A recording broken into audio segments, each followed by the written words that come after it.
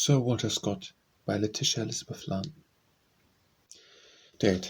It was like a thunderbolt to hear that he was dead, for long weeks the words of fear came from his dying bed.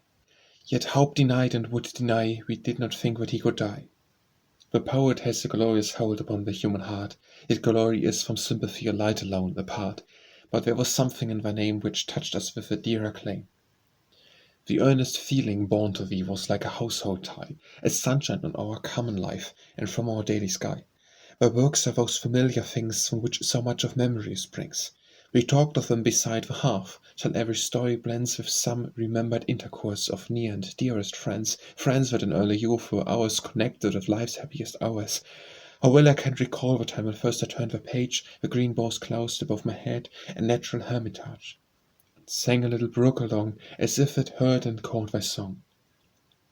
I peopled all the walks and shades with images of wine. The lime tree was a lady's bower, the yew tree was a shrine. Almost I deemed each sunbeam shone our banner, spear, and morion.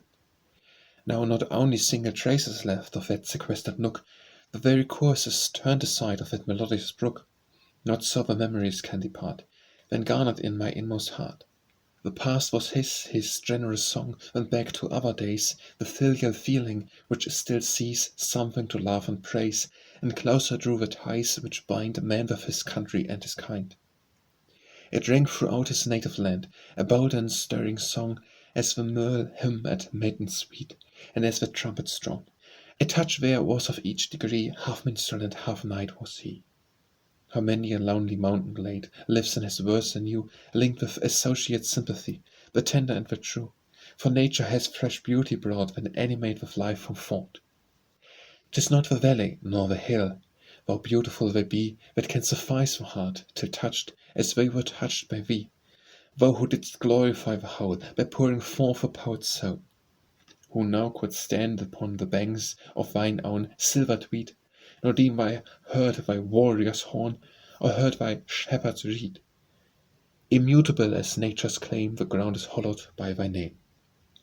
I cannot bear to see the shelf where ranged thy volumes stand, and think that mute is now thy lip, and cold is now thy hand, that hadst thou been more common clay, so soon thou hadst not passed away. For thou didst die before thy time, the tenement outwrought, the heart consumed by its desire, the body worn by thought. Thyself a victim of thy shrine, a glorious sacrifice was thine. Alas, it is too soon for this, the future for thy fame. But now we mourn, as if we mourned a father's cherished claim. Ah, time may bid the laurel wave, we can but weep above thy grave.